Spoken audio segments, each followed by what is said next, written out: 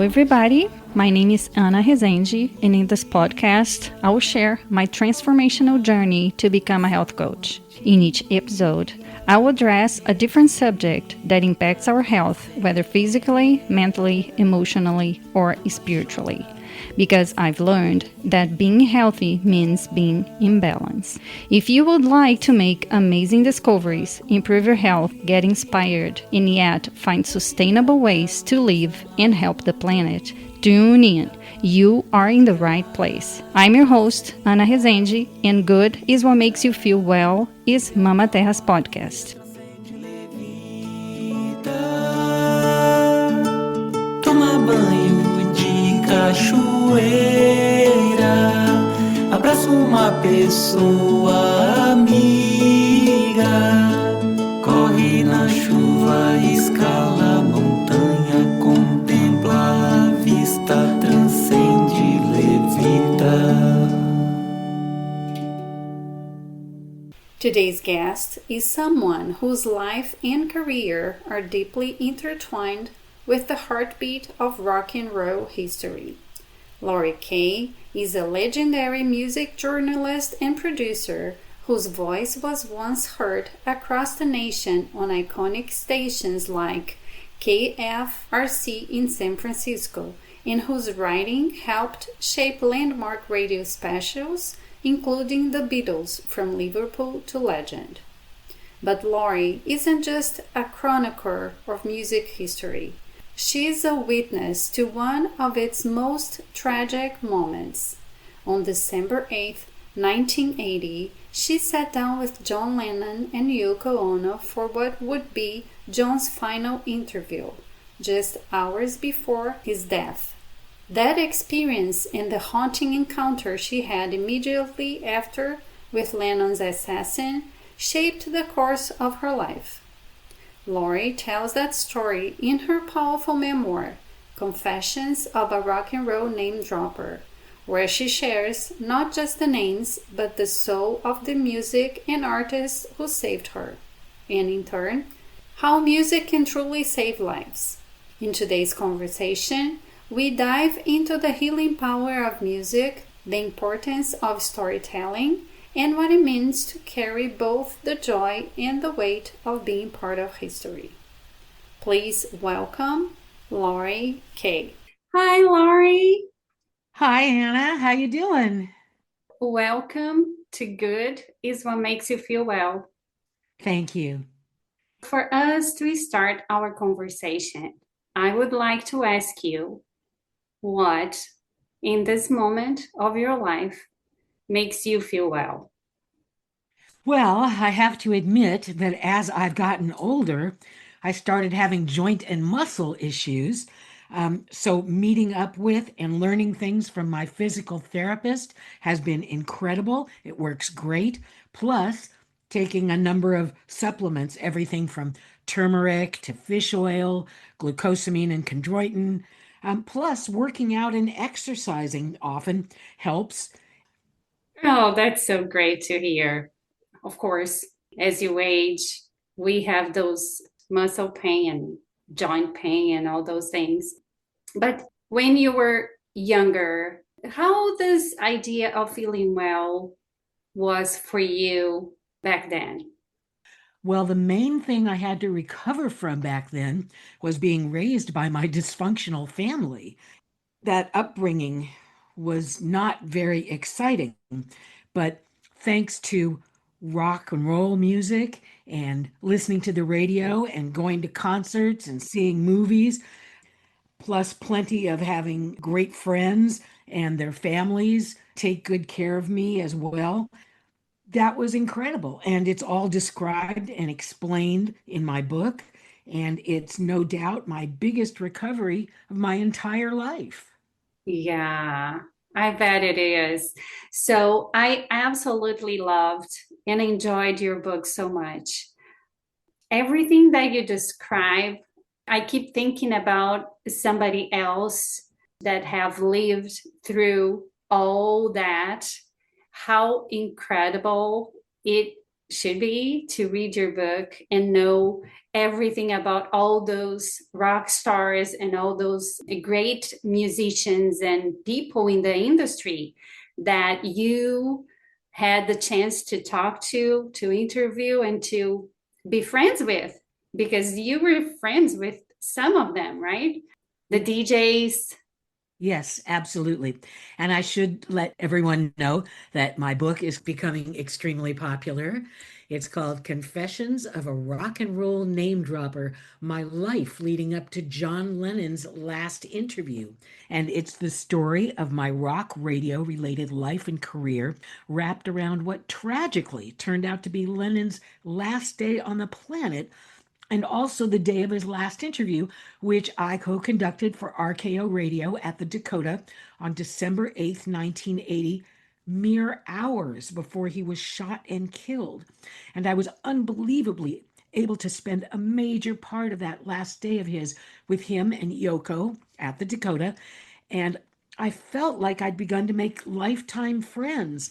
But sadly, of course, that couldn't happen because John was assassinated. And that's always just made me feel so horrible and guilty too, because I then, after the interview, had contact with a creepy guy who turned out to be the one who confessed to have killed John. And I just feel bad all these years later for not having reported him to the police or anything.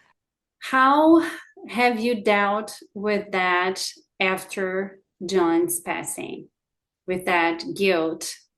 It on my shoulders and my head, like I said, for nearly 45 years, because this December 8th is going to be the 45th anniversary of John Lennon's passing. And I don't think I'm ever going to get over it entirely.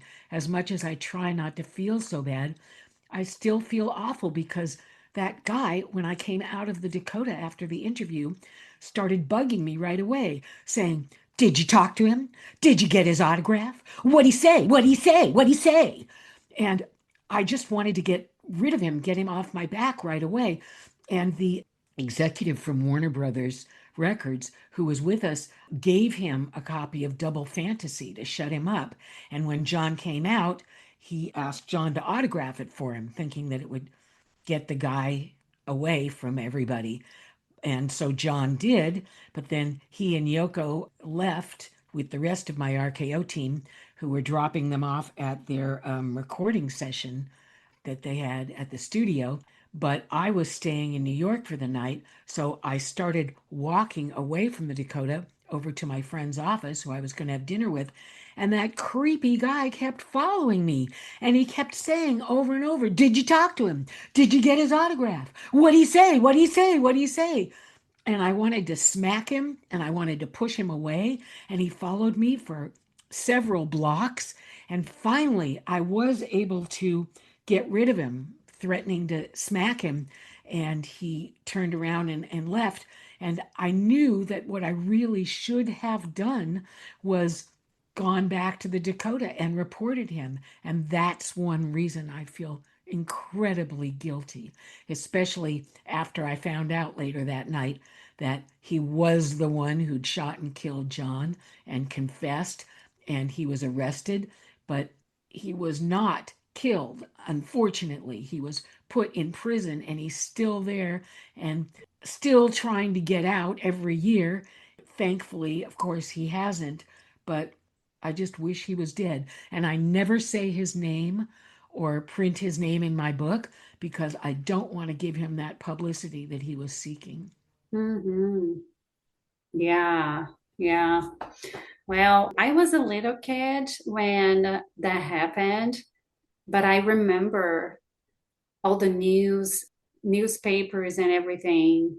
It was terrible. It was terrible. I just cannot understand why on earth a person would want to kill John Lennon. He was so peaceful, and I think he was in his most peaceful at that point, right? Yes, John was having an incredible time. He was so thrilled with being the father of Sean Lennon, who was 5 years old, and he called him his twin because they had the same birthday, October 9th. Oh my And gosh. yes, Yoko worked that out so they would have the same birthday. And she gave birth to Sean on October 9th, which was John's birthday too. And John was thrilled being a father this time and raising him because he didn't have any opportunity to raise his first son, Julian, because he was such a busy Beatle recording and writing and going on tour and all that sort of stuff. And but fortunately, he said he just didn't make music for 5 years. That gave him the opportunity to really take care of Sean. And he said, yes, I've had my guitar hung on my wall in the bedroom and haven't taken it down. But of course, he eventually did and started writing songs. And he came out with the first songs for Double Fantasy and started playing them for Yoko. And Yoko was so excited and loved them.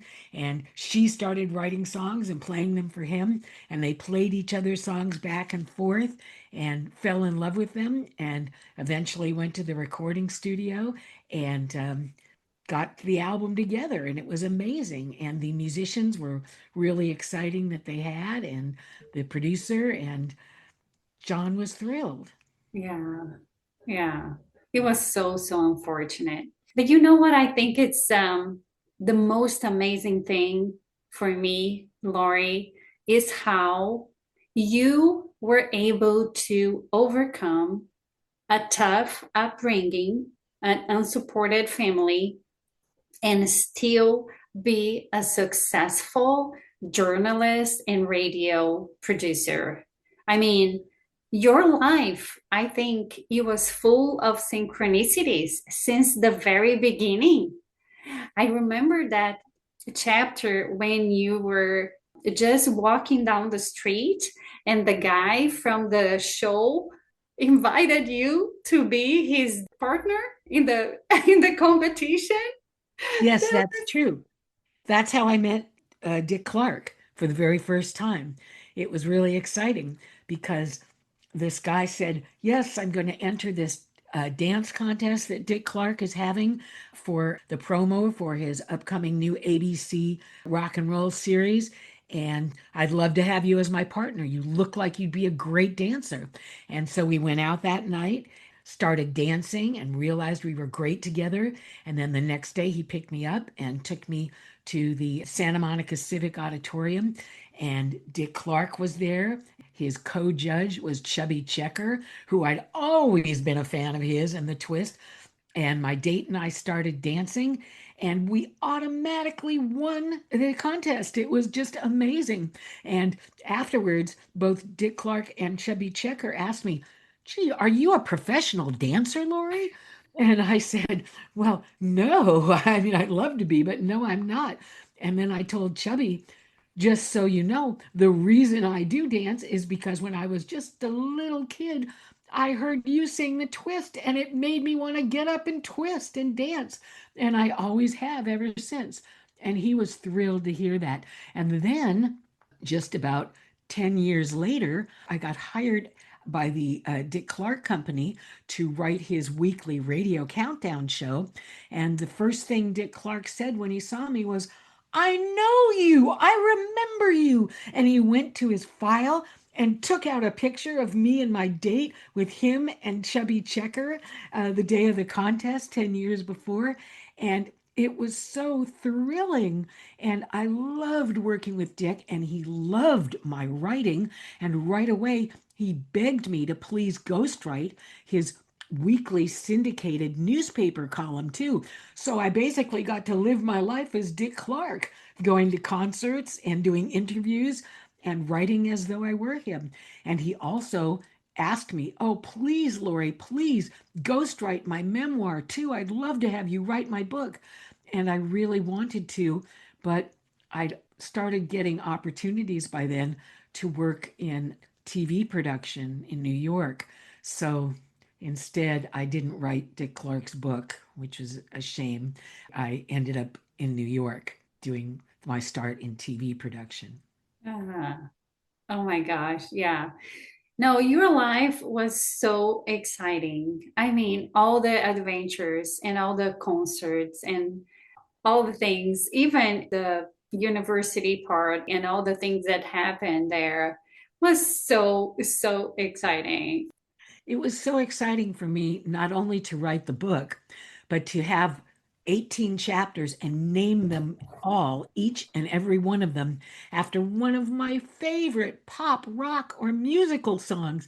For example, one of them is named Imagine after John Lennon's song, and one of them is named Elvis is Everywhere after Mojo Nixon's song that I love. And it's my chapter about finding out when I was working in the newsroom that Elvis Presley had died and how I came up with that to the disc jockey and everything, and then asking all the people I interviewed from the Beatles how they felt about Elvis Presley and how sad they were when he died. And so getting to call the chapter Elvis is Everywhere was amazing to me.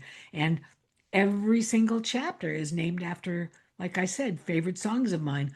One of my favorite also being Rock and Roll High School by the Ramones. And they were an amazing interview I did too while I worked at KFRC in San Francisco. I loved them. I loved punk rock. I guess I was a punk rocker, you would say. And I also, the same week, interviewed the Talking Heads, who were more new wave than punk, but they were still famous for playing CBGB in New York, the punk rock venue. And I loved it. It was just awesome for me. Yeah. I think your work was absolutely a dream work for many of your generation, I would say. It's just amazing how close and how exciting it was for you, for instance, to know about Elvis's passing right away and being able to deliver the message to the radio. Because back then, we didn't have internet, everything was just through the radio and newspapers, right?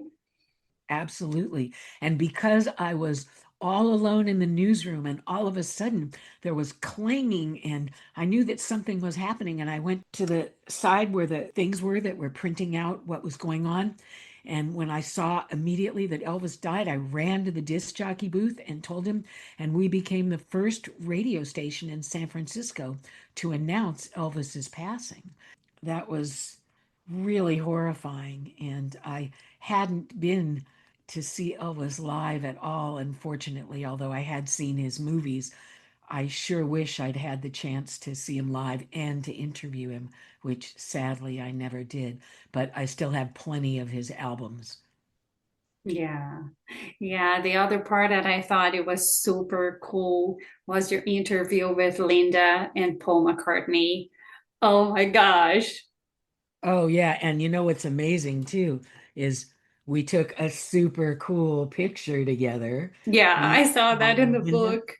Yes, and the amazing thing is that I also got kissed by Paul, which was so incredible because I'd really had a crush on him since I was a little kid.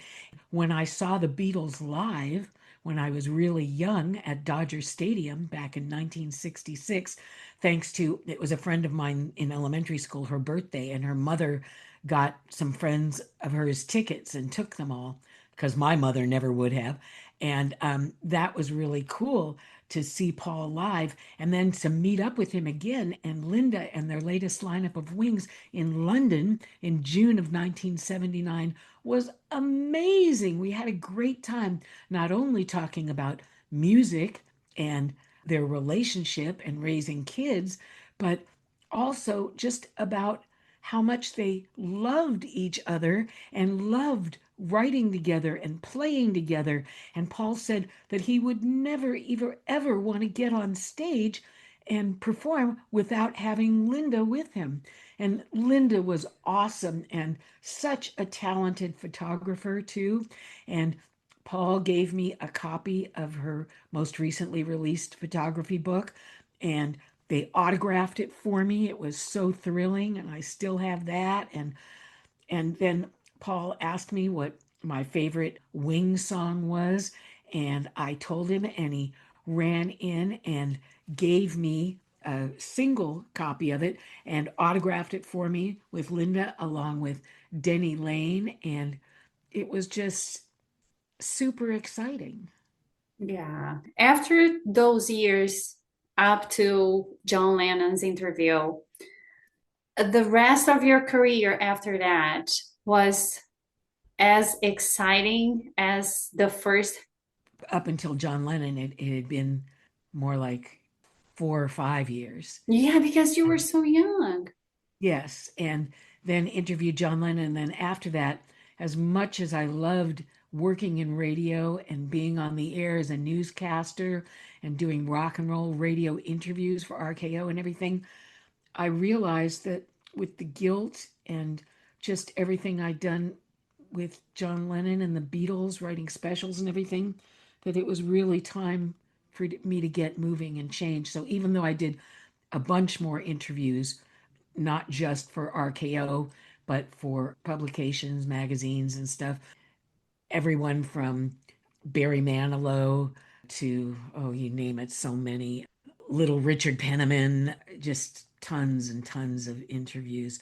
I just decided after that that yes, I was going to, work for Dick Clark and then go on to do TV production, which I started to do, and it was all rock music related. So it was technically the same area, and I still got to go see tons and tons of concerts and do interviews and things and exciting music video tapings and that sort of stuff, and that's all in my book too, a lot of it. So it's been a very exciting life and career. And that's why I wrote my book, because I wanted people not just to know about how I was raised and what got me into my career, but what my career was like and why I loved it so much. Mm-hmm. Yeah, absolutely. Absolutely. So, one thing that interests me a lot is how you heal, if you did so, your relationship with your mother. Because at the beginning of the book, you mentioned that you waited for her to pass so you felt free to write your memoir, right? Yes, that's true. And I was sad, of course, that she passed away, even though we didn't really have a standard mother daughter relationship at all. That's in my book, how she was everything from violent in terms of hitting me and insulting me and not caring about my education or relationships or anything like that, and caring for her disgusting second husband a lot more than me. And but eventually they did separate, and that's when I started caring for my mother more, and I Mhm. started taking care of her the last few years of her life. Sadly, like I said, she passed away, but that gave me the feeling that it was okay to write my memoir, because even though I knew she wouldn't have read it, I still didn't want people to read it and tell her so she would be insulted and embarrassed. So she isn't. Mhm. Yeah. During the writing process, did you feel that you were able to heal a little bit from that relationship? Well, first of all, writing was difficult because something I'd always considered while writing my memoir and beforehand was that unless you kept a daily diary and written down what goes on in your life every day of the year, which unfortunately I never ever did, lifetime memories can be really hard to come back to, especially the older you get, like me. So I was just concerned that I wasn't going to be able to remember. But fortunately, as I kept writing, I was. Plus, I talked to a lot of my friends who helped me remember some things that happened, and that was really great. And so I feel like I got it all in there, and it made me feel good. But the thing is, I was worried about getting a publisher because I definitely didn't want to self publish my book. That was just more work than I ever wanted to do. But I was worried because since I wasn't a celebrity, was I going to be able to get a decent traditional publisher? But thankfully, my book was really well appreciated, the original document that I did. And one independent traditional publisher said yes and sent me a contract right away. And it went really well. And they did some good editing, although some things I wouldn't have done. But it was really wonderful. And I got an amazing guy to do my book cover who was a friend of mine. And that turned out really well. And it's been really popular. You know, by the way, I want to thank you for your awesome complimentary book review. Having it on Amazon is just so great and promotional. And I really appreciate you saying that my memoir is not only fascinating, but deeply moving. Those are your exact words. And you're right, my book is an absolute treat for rock and roll fans, yeah. And like you say, especially those who love the music and culture of the 60s and 70s. And it definitely helps that you let everyone know that for Beatles fans of all ages, my book is a must read. And one of the coolest things that especially makes me excited is when my readers tell me that instead of reading just a few pages at a time, like they do with most of the other books they read, they want to read mine all at once since it's super exciting and captivating, which is so very cool for me to hear from them. And that really makes me feel great and so happy I was able to describe and let everyone know about all the events in my life and, of course, my career and all the interviews I've done. Yeah, it's really a must read from Beatles fans, that's for sure. But everybody that grew up in those 2 decades, I think it's super exciting because, of course, for me, I was a kid. I was not even born when the Beatles, when they first came up. And I was a kid during that time, the 80s. But I thought it was pretty cool and exciting because even though I didn't grow up listening to Beatles, I like their work and I appreciate how important they were for the culture and the music history, right? So for me it was exciting, so I can imagine for somebody that grew up in those years and that for them would be just wonderful to know all the venues and all the concerts and all, like even Mick Jagger you were able to watch live in the first concerts that they ever did, right? Absolutely. And also, I should add that the amazing thing is that granddaughters and sons of people my age have also read my book and really are attracted to it, which I love. And that's because a lot of them do still listen, even though Mick Jagger isn't, really, really young anymore. He and the Rolling Stones have been performing, up to very recent years. I just saw them a few years ago too. And that was a great interview for me to do. And David Bowie, Mm-hmm. who I saw them both for the first time back in 1973 when I was still in high school. And to get to interview them just a few years later was amazing. I interviewed them both at the tail end of 79 and got to tell them about seeing them for the first time and everything and how much I loved their songs and got to tell David Bowie about my favorite song of his, Jean Genie, which I heard him perform for the first time. And it was just incredible to get his response. And Mick Jagger was so cool too, because it was a phone interview. And when he called to be interviewed, I said, "Oh, Mick, I have to go on the air in a couple minutes to do a newscast. Do you want me to call you back or do you want to call back?" And he said, "No, keep me on the phone. I'll listen to your newscast."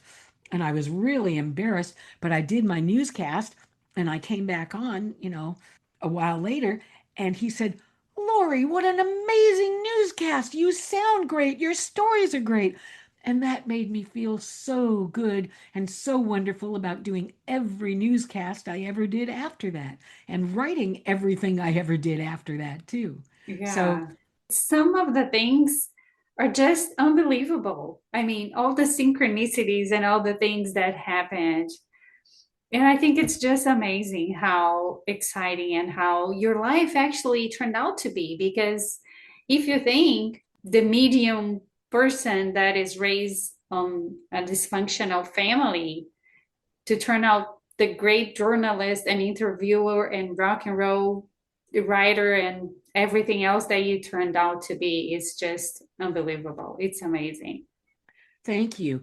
And my book, Confessions of a Rock and Roll Name Dropper, My Life Leading Up to John Lennon's Last Interview, has just been incredibly successful. And one of the coolest things related to it is having done book launch events and book signings at stores everywhere from Barnes and Noble to Book Soup, and just being able to do plenty of podcast interviews and radio and TV show appearances and interviews.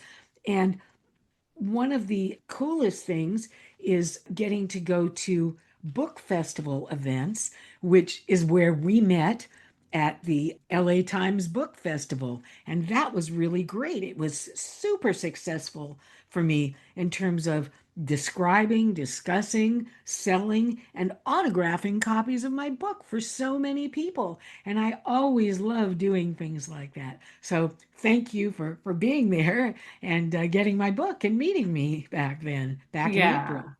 Especially because your book is about the Beatles, and that's been like my husband's favorite band of all times, and his dad's as well. So that's why actually I started listening to the Beatles was because of my husband and then his dad.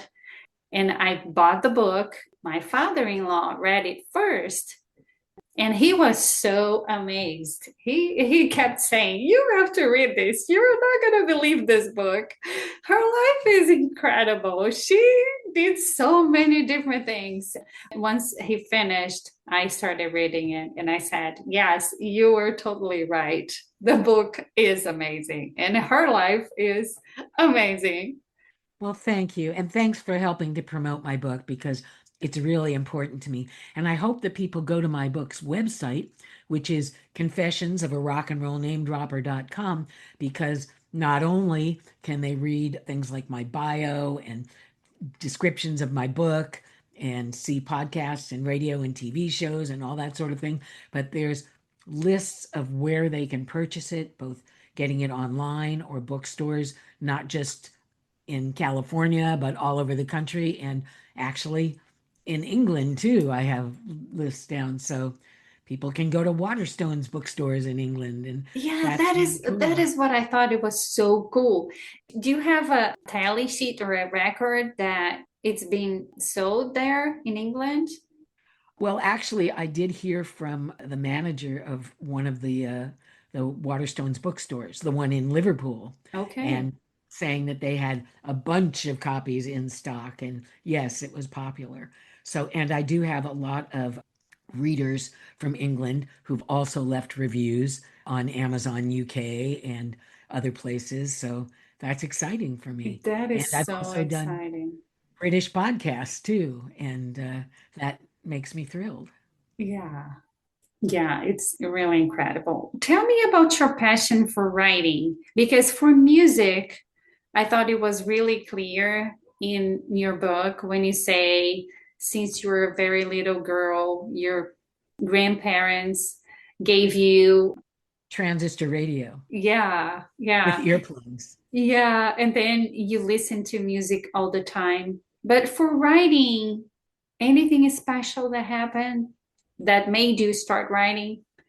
Well, school, basically, going to school and taking classes, everything from English classes where you had to write things to history classes and stuff like that. And then I started writing about things I really cared about in my advanced placement English class and books I'd read and everything. And my advanced placement teacher said, "Laurie, you're a writer. That's going to be your career." And I definitely took her seriously. And then later in high school, when I won tickets to the Rolling Stones Nicaragua benefit show and went to go pick them up with my friend at the radio station that I won them from, which is KMET FM. And the disc jockey wanted to have me in his area so that I could be on the air with him and he could introduce me as a ticket winner. And after he asked my name and my age and where I went to school and everything, he said to me, Laurie, your great voice and everything you say, you need to be on the air. That's your career in radio.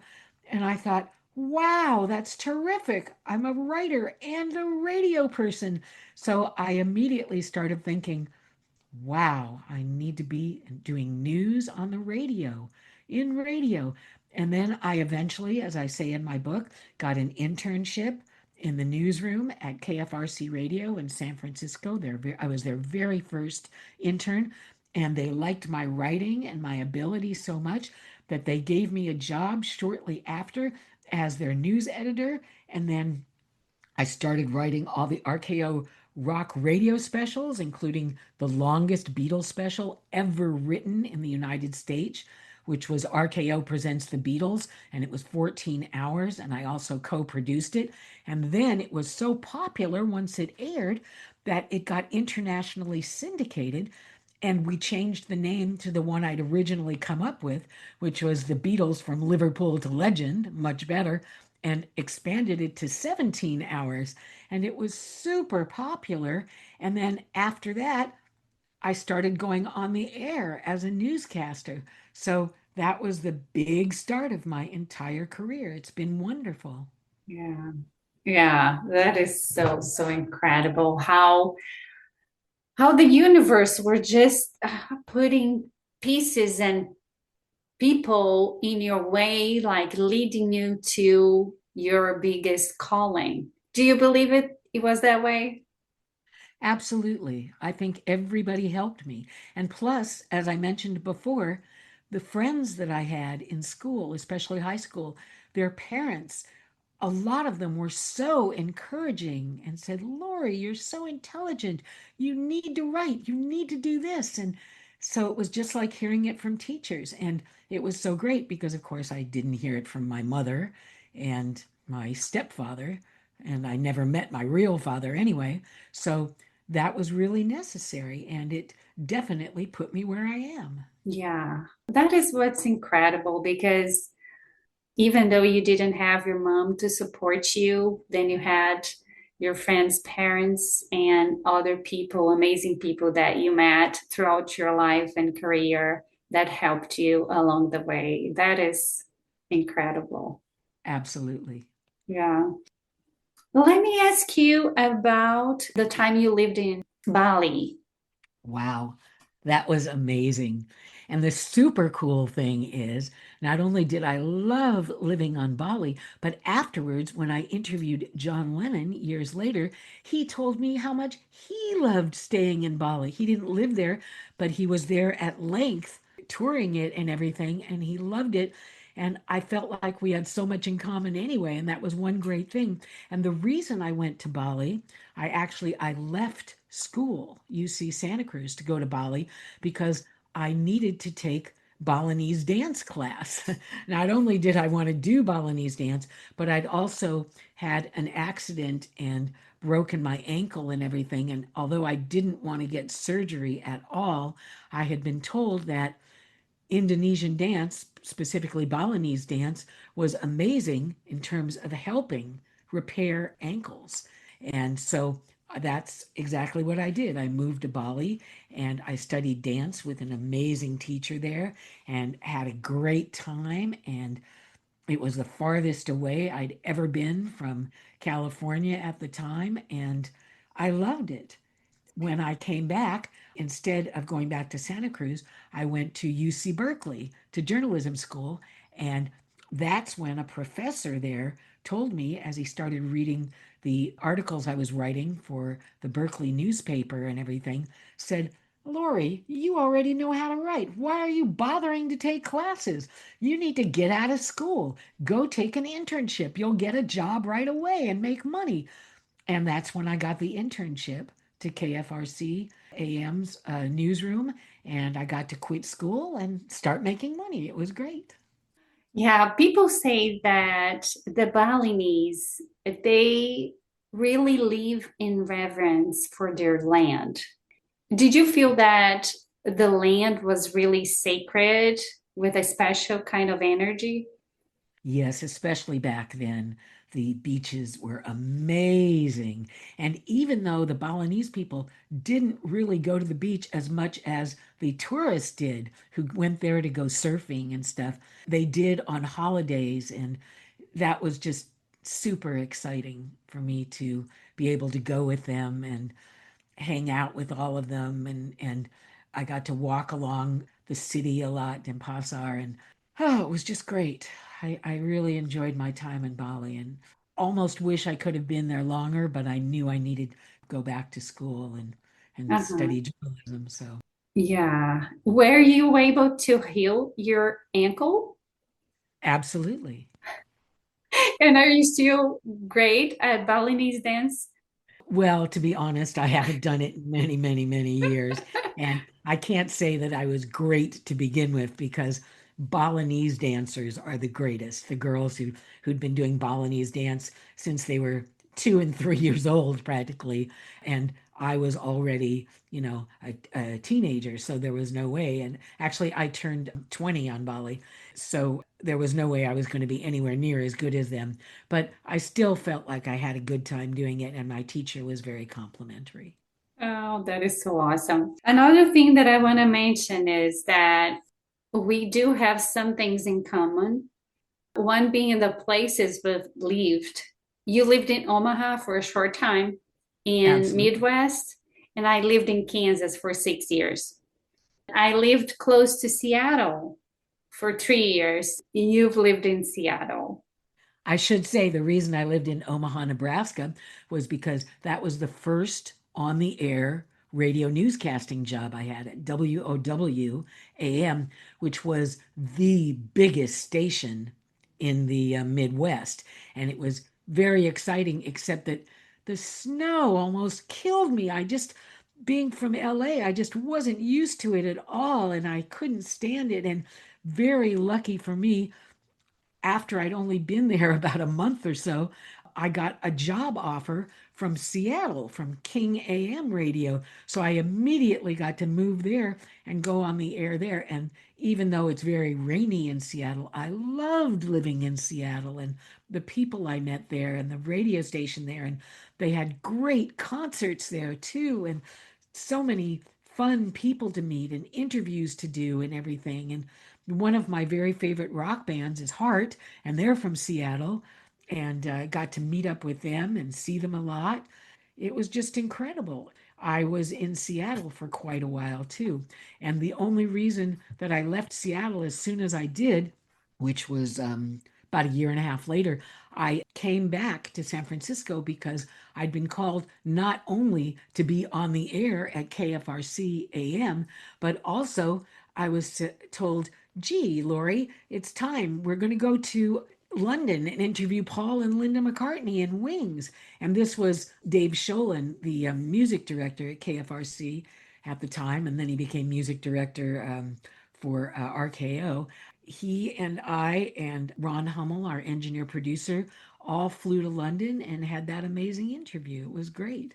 So, and then I came back and was on the air at KFRC for quite a while until I took my next job. So amazing. Yeah. Yeah. It was very, very interesting.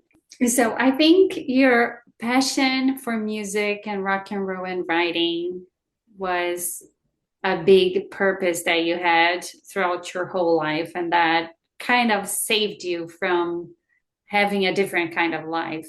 Would you It's agree? still it still is my whole life. I still go to concerts as much as possible. I'm so excited.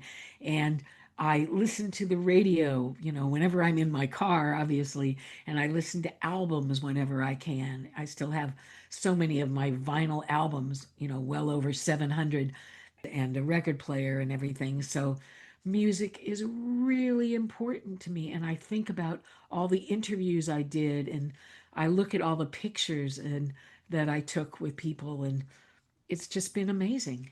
Yeah, and it's so awesome that you were able to have so many pictures in your book. Yeah, and that's not even half of them. So Yeah.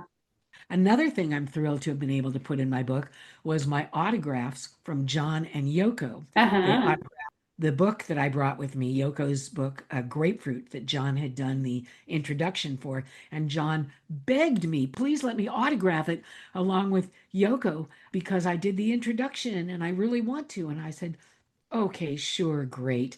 And he was so thrilled. He said, I love it when people autograph their books for me. And I said, well, John, when and if I write my book, I'll definitely autograph and send it to you.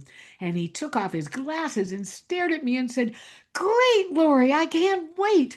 And unfortunately, of course, I was never able to do that because he was shot and killed mere hours later. But I did get to give and sign a copy to his son, Sean, last year when I met up with him at the screening of the movie that he'd done and that eventually won an Academy Award. And so that was really cool. And I hope he loved my book and I hope he gave it to Yoko Ono, who read it and loved it too. Yeah. Yeah. It would be amazing if she got back to you saying that she read it and liked it, right? Absolutely. But to be honest, I don't expect that because I'm sure I remind her of the worst day of her life. Yeah. And Yeah. that is something as sad as it makes me, I do understand. Yeah. Yeah. I know. I know. So, Laurie, just for us to wrap up, I would like to ask you, what kind of message would you tell your younger self at 17? I would tell myself to keep going and to do exactly what I felt like doing and to remember all the way up to listen to people and take their advice and know that that would help me not just live a great life, but have an incredible career. And that's exactly what happened. And everybody told me over the years after John Lennon's assassination, Laurie, write a book. When are you going to write your book? And I just kept saying, oh, geez, oh, I don't know. But then I got to say, now I'm writing my book. Now my book is out. Now you can read my book. So that's what I would tell myself. Yeah. Yeah. That is so great. When we follow the calling, only great things happen. Thank you. Yes, absolutely. Yeah. I think we've talked about everything. You mentioned where people can buy your book in your website, and it's also available on Amazon and various bookstores, right? Yes, and I should let them know that it's the least expensive on Amazon and also online Walmart and Target. Mhm. It's the same price at all three, and you can order it from them. So I hope they do. And then I really hope they'll do what you did, which is leave me a 5-star online Amazon or bookstore website review. Yeah. Laurie, thank you so much. I really enjoyed the book and talking to you and meeting you. Thank you very much. Thank you, Anna. It's been a pleasure. Thank you guys so much for listening. It means a lot to me that you chose to be here. To help Mama Terra's mission of making the world a disease-free place for generations to come, you can follow the show, write a review, or talk to your friends about it. You can also subscribe to my newsletter. Every week, I craft good health and wellness tips, recipes, and book recommendations with love and care, just for you. My intention is to give you information and resources to help you make good choices and feel well. Find the link to subscribe in the show notes. Follow me on Instagram and Facebook. Thank you again for being here. We have lots of new episodes coming up, so stay tuned. And remember, good is what makes you feel well. Transcende levita, toma banho de cachoeira, abraça uma pessoa amiga.